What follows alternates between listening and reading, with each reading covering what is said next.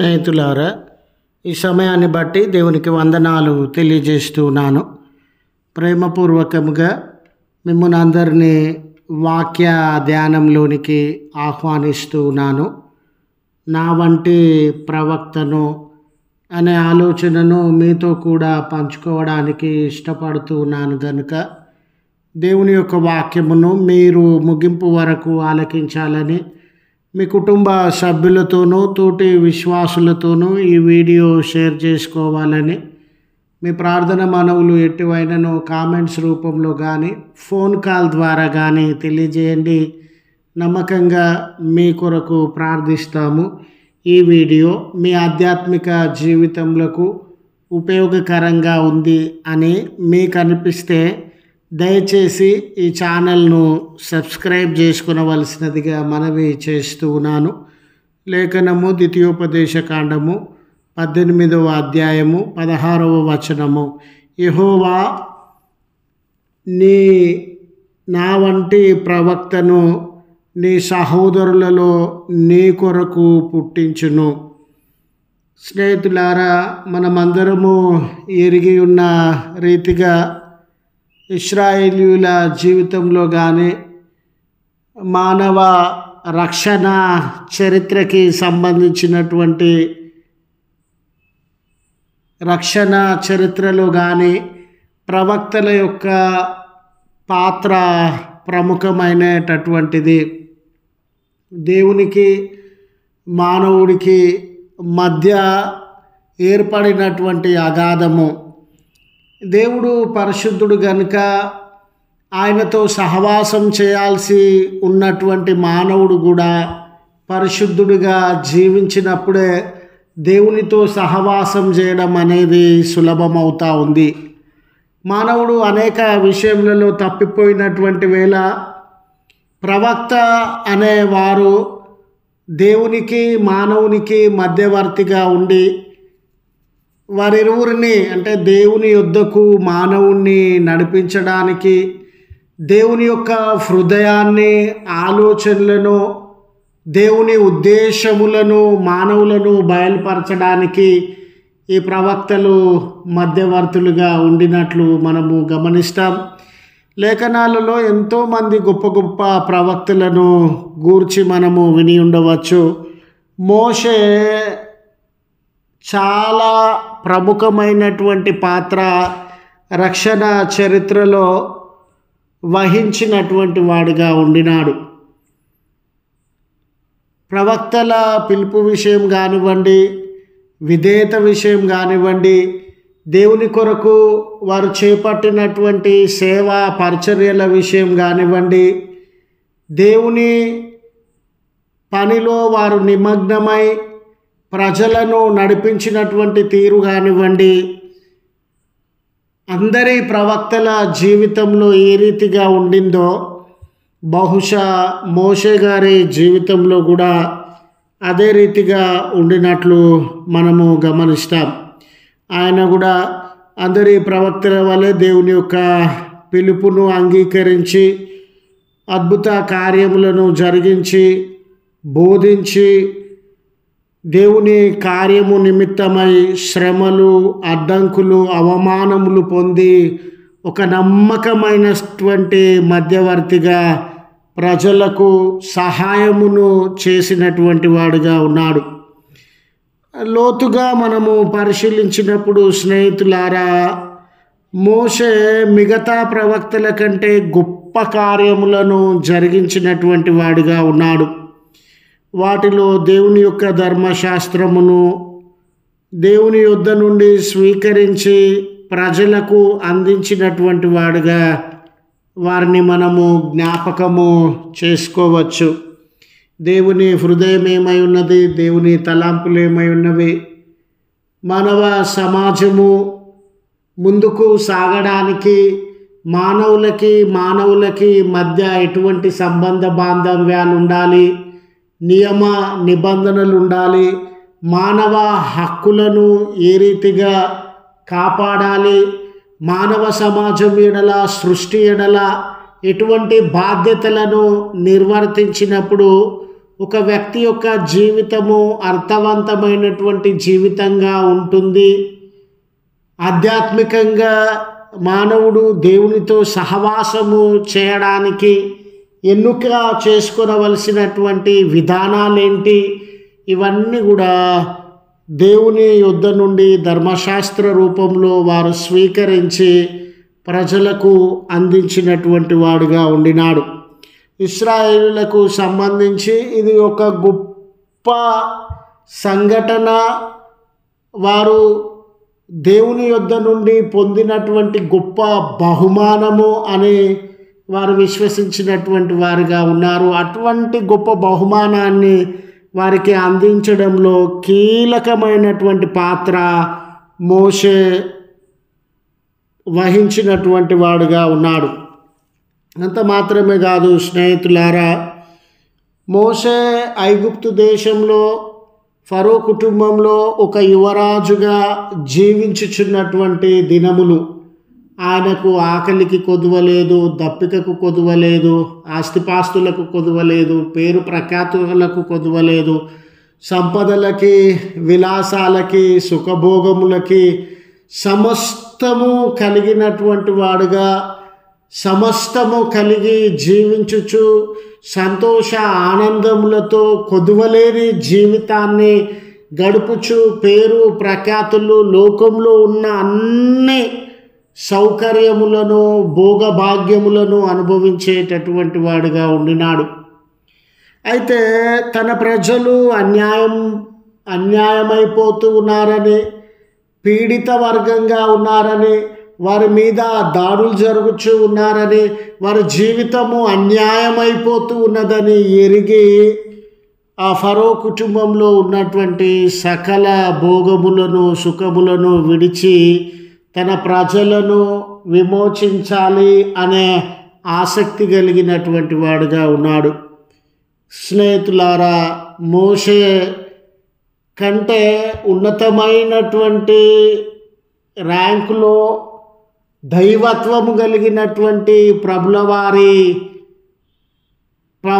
ప్రవక్త పాత్రను మనము గమనించి ఉన్నప్పుడు యేసు ప్రభుల వారు కూడా దేవునికి మానవునికి మధ్యవర్తిగా ఉండి మానవులను దేవునితో ఐక్యపరిచినటువంటి వాడుగా, సమాధానపరిచినటువంటి వాడుగా ఉండినాడు అనే సత్యాన్ని మనము గ్రహించవచ్చును. మోషే ధర్మశాస్త్రమును తీసుకొని వచ్చి ఉన్న రీతిగా ప్రభులవారు కూడా దేవుని నుండి ఎన్నో ఉన్నతమైనటువంటి బోధలు, ఆయన మనసు, ఉద్దేశములు, మానవాళి పట్ల ఆయన కలిగి ఉన్న ప్రేమ, జాలి, కనికరము, క్షమాపణ, వాటన్నిటిని కూడా బహిర్గతం చేసినటువంటి ప్రభువుగా ఉండినాడు. ప్రముఖమైన ఆజ్ఞలు ఏంటి అనే దానికి ఆయన ధర్మశాస్త్రం అంతటిని క్రోడీకరించి ఆ ప్రధాన ఆజ్ఞలను తెలియజేసినటువంటి వాడుగా ఉండినాడు. అంత మాత్రమేనా స్నేహితులారా, మోషే ఐగుప్తు చెరలో బానిసలుగా ఆకలి దప్పికలతో, అవమానాలతో, హత్యలతో, దాడులతో, శాంతి దూరమై, సమాధానం దూరమై, ఏ రకమైన హక్కులకు నోచుకొనక కొట్టబడుతూ, తిట్టబడుతూ, వెలివేయబడుతూ, కన్నీళ్లతో, శోకముతో, నెమ్మది దూరమై మేము బానిసలుగా ఉండడానికే ఈ లోకంలో జన్మించినామా, మాకంటూ ఒక గుర్తింపు లేదా, మాకంటూ ఆస్తిపాస్తులు లేవా, మాకంటూ బ్రతుకుదెరువు లేదా, మాకంటూ దేశము లేదా అని కుమిలిపోతూ ఉన్న ఆ ఇశ్రాయేలు జనాంగాన్ని బయటకు, ఐగుప్తు చెరలో నుండి బయటకు తీసుకొని రావడానికి మోషే గారు ఎన్నో ప్రయాసములను అనుభవించినటువంటి వాడుగా ఉండినాడు. అవమానింపబడినాడు, తిరస్కరింపబడినాడు, దాడులకి లోనైనటువంటి వాడుగా ఉన్నాడు, ఆకలి దప్పికలను అనుభవించినటువంటి వాడుగా ఉండినాడు. స్నేహితులారా, వారిని ఈ భౌతికపరమైన బానిస సంఖ్యల నుండి విముక్తి చేయడంలో తన పాత్రను విజయవంతంగా పోషించినటువంటి వాడుగా ఉండినాడు. అలాగనే ప్రభుల వారు ఆకాశ సింహాసనము తండ్రి ప్రక్కన ఆకాశంలో అక్కడ ఉన్నటువంటి పరలోక ఆనందము, మహిమ, ప్రభావములు, పరలోక రాజ్యపు మహిమను, ఘనతను, తండ్రితో సమానంగా ఉండేటటువంటి ఆధిక్యతను ఆయన విడిచిపెట్టినటువంటి వాడుగా ఉండినాడు. ఆయన ఒక దేవుడుగా పరలోకంలో అన్నీ సకలము కలిగిన పరిస్థితులలో ఆయన ఏలుబడి చేసి మహిమ ప్రభావములను పొందుతున్నటువంటి వారుగా ఉండిన మానవుణ్ణి ప్రేమించి మానవుడు పాపమనే బంధకాలలో ఉన్నాడని, మానవుడు మరణానికి లోనవుతూ ఉన్నాడని, మానవ జీవితము చీకటిమయమై బంధకాలతో నింపబడి వారి ఆత్మ నశించి నరకానికి లోనయ్యేటటువంటిదిగా ఉండినదని, తనకున్న సుఖాన్ని, తనకున్న సౌకర్యాన్ని, తనకున్న సకల విధమైనటువంటి ఉన్నతమైనటువంటి అవకాశములనన్నిటిని వదిలి ఆయన ఈ లోకంలో ఒక సామాన్యమైనటువంటి మానవుడిగా జన్మించినాడు. ధనమును విడిచి పేదరికంలోనికి, సౌకర్యాలను విడిచి కొరతలలోనికి, మహిమా ప్రభావములను విడిచి అవమానము, దుఃఖము, దాడులు, గాయములు వీటిలో ఆయన ప్రవేశించినటువంటి వాడుగా ఉండినాడు. ఎట్లయితేనేమి ఆయన యొక్క శరీర రక్తములను కలువరి శిలువలో ధారపోసి మానవాళి అంతటికి కూడా రక్షణను ప్రసాదించినటువంటి ప్రభువుగా, వారి పాపముల నుండి, శోకముల నుండి, బంధకముల నుండి విమోచనను అనుగ్రహించినటువంటి ప్రభువుగా ఉండినాడు.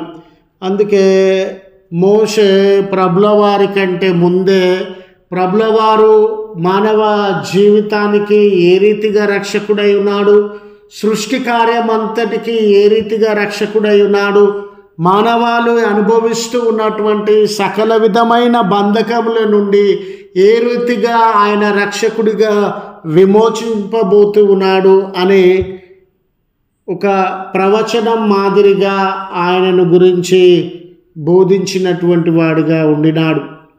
కనుక స్నేహితులారా, మోషే జీవితాన్ని మనం గమనించినప్పుడు ఈ ప్రజల చరిత్రలో ఈ ప్రజలను విమోచించడంలో వారిది కీలకమైనటువంటి పాత్ర, కీలకమైనటువంటి త్యాగము.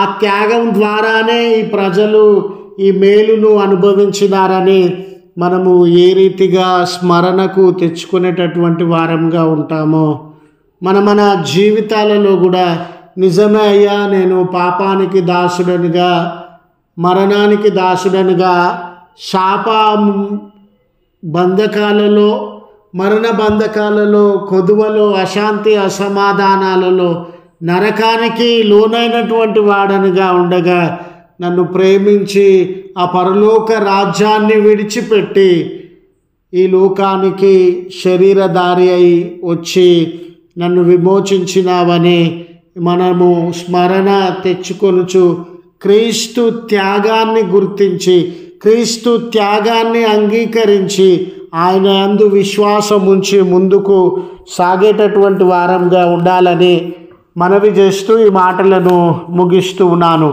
ప్రార్థించుదము. కృపగల తండ్రి, ప్రేమగల మా రక్షక, నీ పరిశుద్ధ ఉన్నతమైన శ్రేష్టమైన నామంను బట్టి మీకే కృతజ్ఞతలు, స్తోత్రములు చెల్లిస్తున్నాం.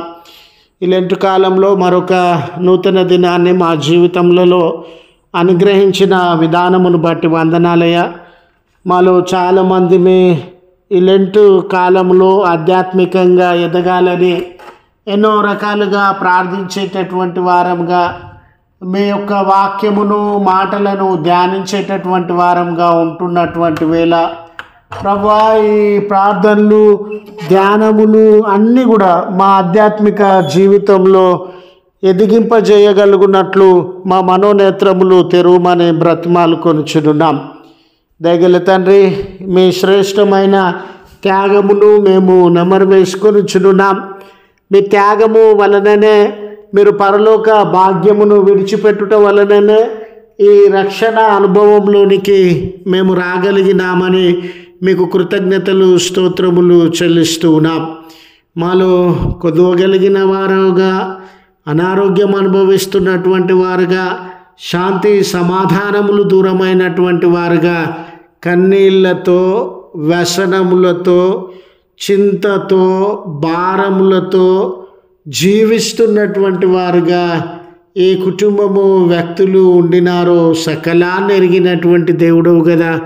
మీ ఉన్నతమైనటువంటి దయా కనికరములను నీ ప్రేమిడుల పైన అనుగ్రహించి వారి జీవితంలో ఉన్న బంధకాలన్నిటి నుండి విమోచన దయచేసి, వారి సంతాన విషయం కానీ, వారి చదువుల విషయం కానీ, వివాహ కార్యముల విషయం కానీ, నెమ్మది సమాధానముల కొరకైనా కానీ ఎవరైతే ప్రార్థనలు ఏకీభవించుచు ఉన్నారో వారిని, వారి కుటుంబములను ఆశీర్వదించి మేళ్లతో నింపి మీ గొప్ప కార్యములను వారి జీవితంలో వెల్లడిపరిచి దినపు దీవెనలతో మమ్మను దర్శించుమని, ఏ చోట నిలువబడినా, ఎవరితో మాట్లాడుతూ ఉన్నా, ఏ నిర్ణయం సలుపుతూ ఉన్నా, ఏ ప్రణాళికతో ముందుకు వెళ్తూ ఉన్నా మీకు మహిమ కలుగజేసే బిడలముగా, మీ సాధనములుగా మమ్మను అభిషేకించి నడుపుమని క్రీస్తు పేరట వేడుకొనుచు ఉన్నాము తండ్రి.